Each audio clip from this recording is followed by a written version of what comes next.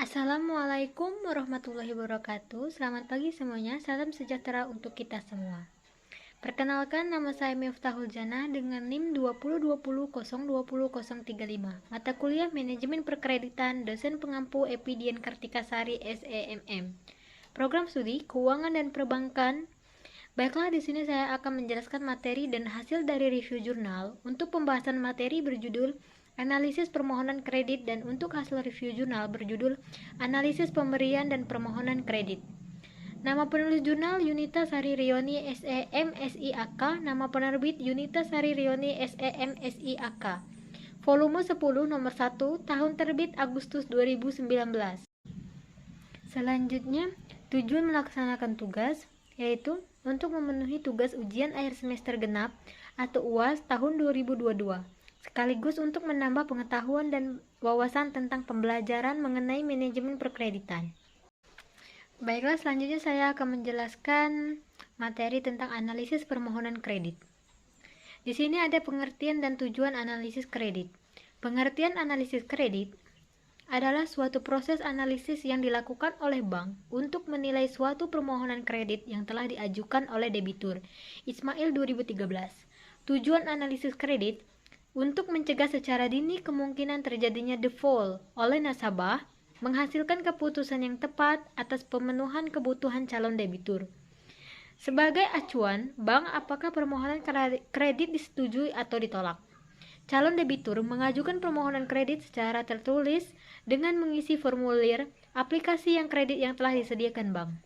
Default adalah kegagalan debitur dalam memenuhi kewajibannya sesuai dengan perjanjian atau akad atau komitmen lainnya yang ditandatangani bersama. Selanjutnya ada Basel Capital Accord, merupakan seperangkat peraturan yang dirancang untuk menjaga industri perbankan pada suatu negara agar tetap bisa berjalan dan terkelola dengan baik.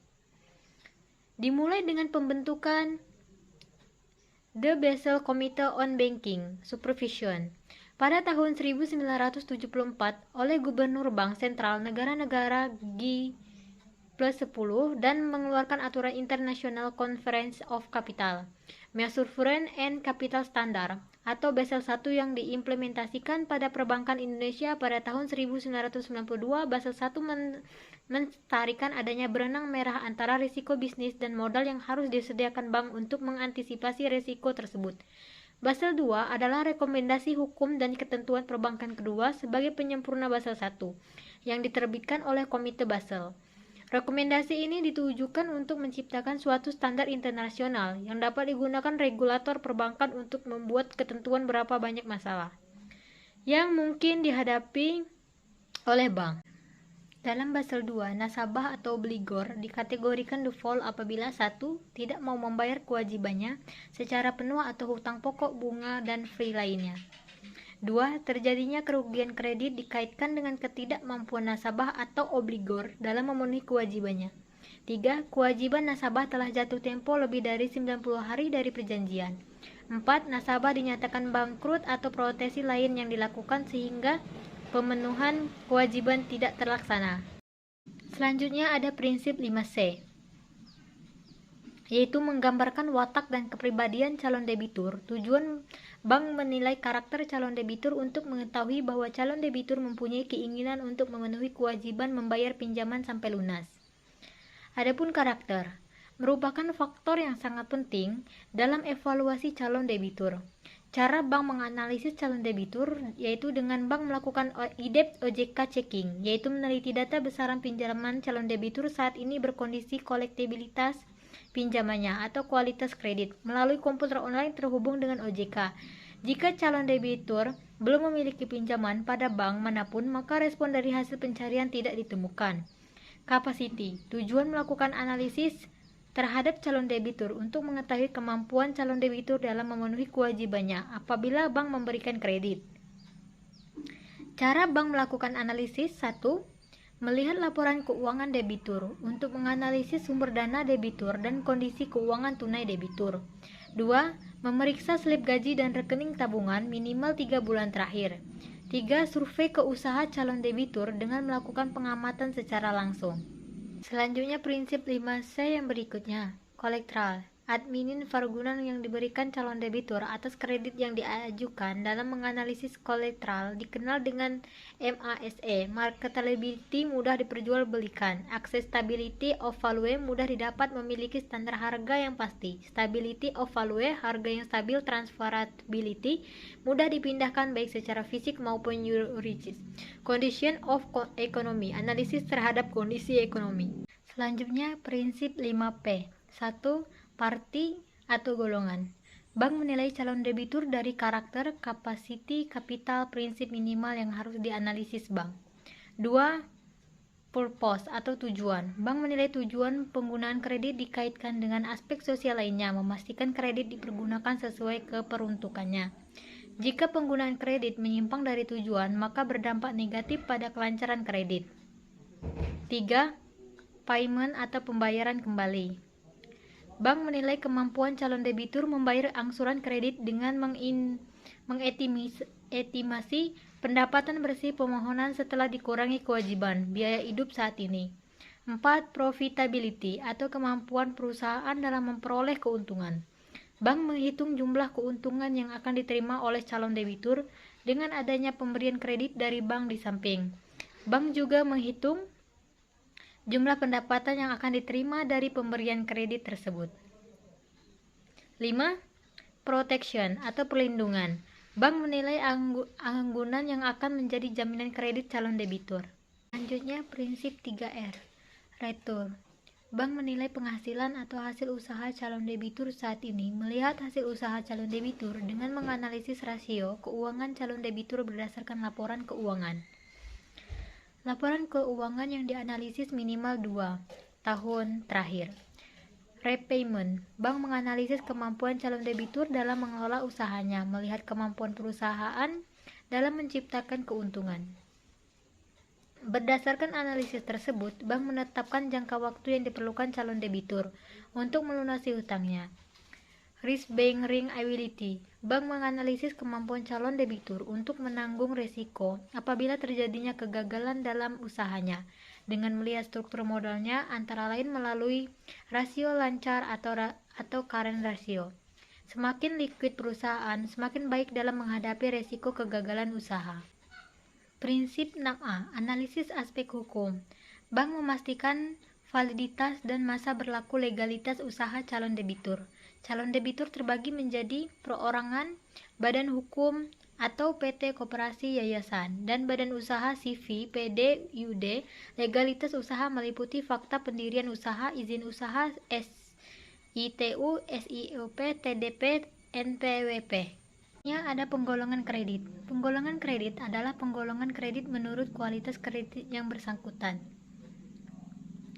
Berdasarkan keputusan Direksi Bank Indonesia nomor 31147/Dir tanggal 12 November 1998 tentang kualitas aktiva produktivitas pasal 6 ayat 1 membagi tingkat kolektibilitas kredit ke dalam 5 jenis, yaitu 1. Kredit lancar golongan 1, kredit dalam perhatian khusus golongan 2, tunggakan lebih dari 1 hari, kredit kurang lancar golongan 3, umur tunggakan 1 bulan sampai dengan 3 bulan, kredit diragukan golongan 4, umur tunggakan 3 sampai dengan 12 bulan, kredit macet golongan 5, umur tunggakan lebih dari 12 bulan. Selanjutnya resiko perbankan menurut Irham Fahmi 2014. Resiko perbankan adalah resiko yang dialami oleh sektor bisnis perbankan sebagai bentuk dari berbagai keputusan yang dilakukan dalam berbagai bidang. Misalnya, keputusan penyaluran kredit, penerbitan kartu kredit, valuta asing, inkaso, dan berbagai bentuk keputusan finansial lainnya. Kerugian terbesar adalah dalam bentuk finansial. Jenis resiko perbankan adalah resiko kredit atau resiko yang disebabkan ketidakmampuan para debitur memenuhi kewajibannya.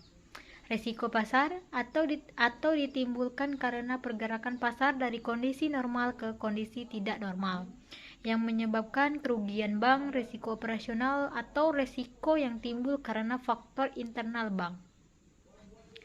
Resiko likuiditas atau ketidakmampuan memenuhi kewajiban jangka pendek. Selanjutnya ada penyebab kredit bermasalah. Faktor eksternal.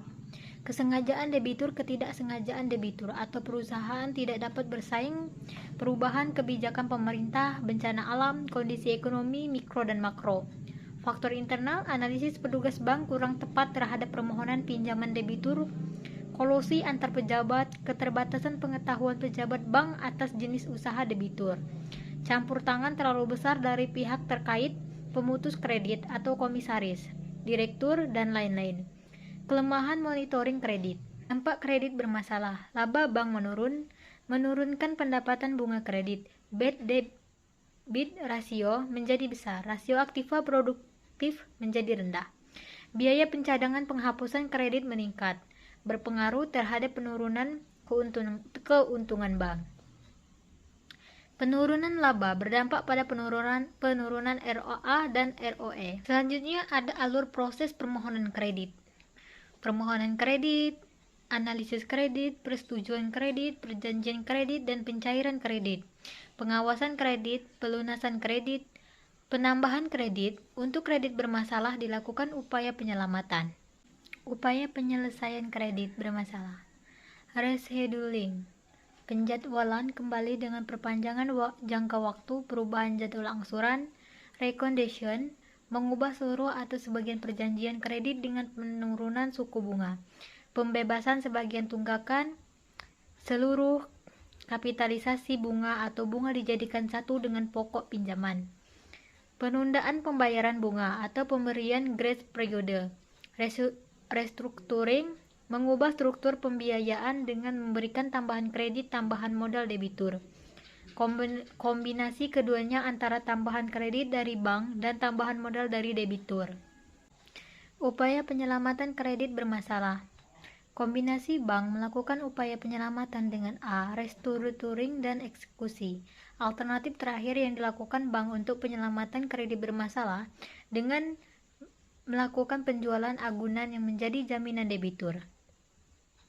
Hasil penjualan dipergunakan untuk melunasi sisa pinjaman berikut bunga maupun denda tunggakan. Itulah saja penjelasan dari materi. Selanjutnya saya akan menjelaskan hasil review jurnal yang saya pelajari, yaitu jurnal ini berjudul Analisis Permohonan Kredit.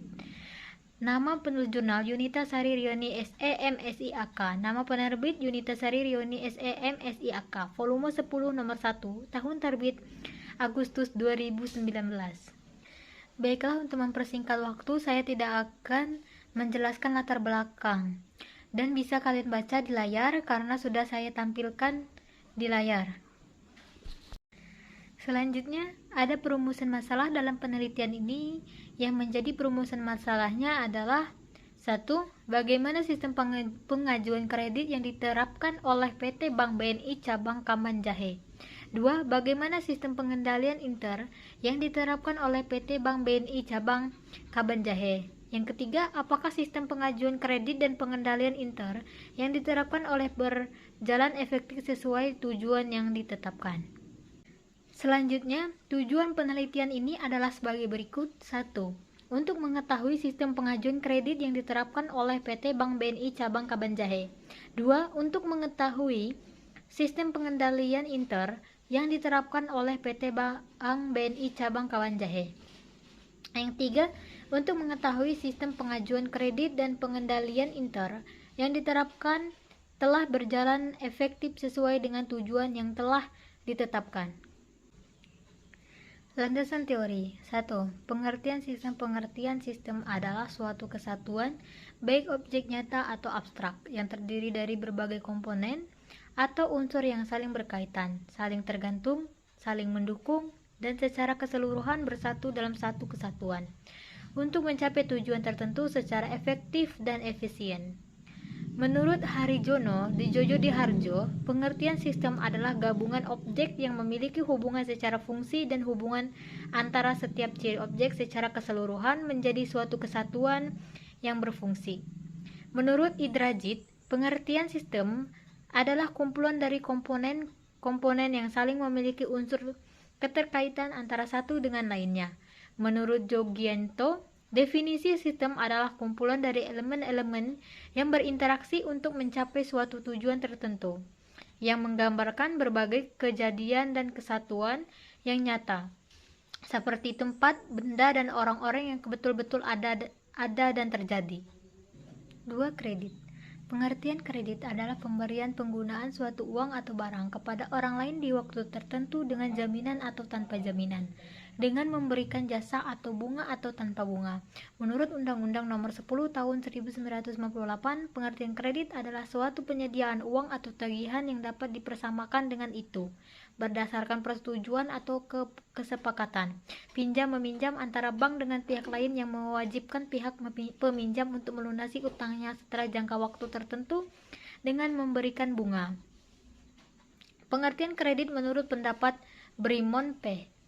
adalah hak untuk menerima pembayaran atau kewajiban melakukan pembayaran pada waktu diminta atau pada waktu yang akan datang, karena penyerahan barang-barang pada waktu sekarang. Menurut Amir R. Batubara, pengertian kredit adalah pemberian prestasi yang kontraprestasinya akan terjadi sejumlah uang di masa yang akan datang. Fungsi kredit: 1. Meningkatkan daya guna uang. 2. Meningkatkan kegairahan berusaha. 3. Meningkatkan peredaran dan lalu lintas uang. 4. Merupakan salah satu alat stabilitas perekonomian. 5. Meningkatkan hubungan internasional. 6. Meningkatkan daya guna dan juga peredaran barang. 7. Meningkatkan perataan pendapatan. 8. Sebagai motivator dan dinamisator kegiatan perdagangan dan perekonomian. 9. Memperbesar modal dari perusahaan.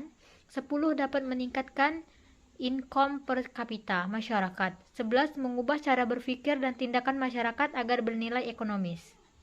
Selanjutnya ada unsur-unsur kredit. 1. Kepercayaan. Keyakinan adalah suatu keyakinan terhadap pemberi kredit untuk diberikan benar-benar diterima kembali di masa yang akan datang sesuai dalam jangka waktu kredit. Bank memberikan kepercayaan atas dasar melandasi mengapa suatu kredit dapat berani dikucurkan. 2. Kesepakatan. Kesepakatan dalam suatu perjanjian yang setiap pihak atau si pemberi kredit kepada si penerima kredit menandatangani hak dan kewajibannya masing-masing. Kesepakatan berada dalam suatu akad kredit dan ditandatangani oleh kedua belah pihak sebelum kredit dikucurkan. 3. Jangka waktu. Dari jangka waktu yang telah disepakati bersama mengenai dari pemberian kredit oleh pihak bank dan pelunasan kredit oleh pihak nasabah. Debitur. 4.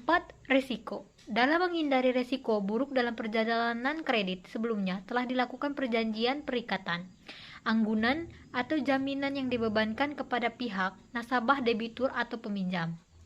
5. Prestasi. Prestasi merupakan objek yang berupa bunga atau imbalan yang telah disepakati oleh bank dan nasabah debitur. Tujuan kredit: 1. Mendapatkan pendapatan bank pada hasil bunga kredit yang diterima. 2. Memproduktifkan dan memanfaatkan dana-dana yang ada. 3. Menjalankan pada kegiatan operasional bank. 4. Menambah modal kerja di perusahaan. 5. Mempercepat lalu lintas pembayaran. 6. Meningkatkan kesejahteraan dan pendapatan dari masyarakat. Selanjutnya ada macam-macam kredit berdasarkan macamnya. 1. Kredit accept. Ialah kredit untuk bank yang berupa pinjaman uang seperti plafon kredit, L3 atau BMPK. 2. Kredit penjual adalah kredit untuk penjual dan pembeli, artinya barang yang telah diterima pembayaran kemudian, misalnya UNC atau LC. Kredit pembeli adalah pembayaran telah dilakukan penjual, namun barangnya diterima belakangan atau pembelian dengan uang muka seperti Red Clause atau LC. Prinsip pemberian kredit. 1. Karakter atau kepribadian watak. Kepribadian adalah sifat atau watak pribadi dari debitur untuk mendapatkan kredit seperti kejujuran, sikap, motivasi, usaha, dan lain sebagainya. 2. Kapiti kemampuan. Kemampuan adalah kemampuan modal yang dimiliki untuk memenuhi kewajiban tepat pada waktunya, khususnya dalam likuiditas, rehabilitas, solvabilitas, dan soliditas. 3. Kapital atau modal. Modal adalah kemampuan debitur dalam melaksanakan kegiatan usaha atau menggunakan kredit dan mengembalikannya. Kolateral atau jaminan adalah jaminan yang harus disediakan untuk pertanggungjawaban jika debitur tidak dapat melunasi hutangnya. 5. Condition of economic. Kondisi ekonomi adalah keadaan ekonomi suatu negara secara menyeluruh dan memberikan dampak kebijakan pemerintah di bidang moneter, terutama berhubung dengan kredit perbankan. 6. Constraint atau pembatasan atau hambatan. Batasan atau hambatan adalah penilaian debitur yang dipenuhi oleh hambatan yang tidak memungkinkan seseorang untuk suatu tempat. Selanjutnya ada hasil penelitian. Penelitian ini dilakukan dengan metode wawancara dengan pihak yang berkaitan dengan bagian kredit pada PT Bank BNI Tbk Cabang Kabanjahe untuk mengetahui bagaimana sistem pengajuan kredit yang diterapkan oleh PT Bank BNI Cabang Kabanjahe, bagaimana sistem pengadilan sistem yang telah diterapkan oleh PT Bank Cabang I Kabanjahe, dan apakah sistem pengajuan kredit dan pengendalian inter yang diterapkan telah berjalan efektif sesuai dengan tujuan yang ditetapkan. Kesimpulan pada review jurnal kali ini adalah pengajuan kredit yang diterapkan PT Bank BNI Tbk Cabang Kabanjahe terdiri atas beberapa prosedur, yaitu prosedur permohonan kredit, prosedur penyelidikan dan penganalisis kredit, prosedur persetujuan permohonan kredit, prosedur pencairan fasilitas kredit, dan prosedur pelunasan fasilitas kredit. 2. PT Bank BNI Tbk Cabang Kabanjahe dalam melakukan pengawasan dapat meminimalkan resiko terjadinya kredit macet. Selain itu, pihak PT Bank BNI Tbk Cabang Kabanjahe dalam mencegah dan menangani kredit bermasalah dengan upaya pemantauan atau monitoring usaha debitur secara berkala. Dan masing-masing unit atau divisi memiliki tugas dan wewenang yang jelas sehingga memudahkan para karyawan untuk melakukan tugasnya dengan benar dan baik. 3. Pemberian kredit dan pengendalian inter yang diterapkan PT Bank BNI Tbk Cabang Kabanjahe telah efektif karena telah mencapai tujuan dari pengendalian inter pemberian kredit, yaitu pengendalian laporan keuangan, pemberian kredit, efektivitas dan efisien pemberian kredit, ketaatan terhadap hukum dan peraturan kredit.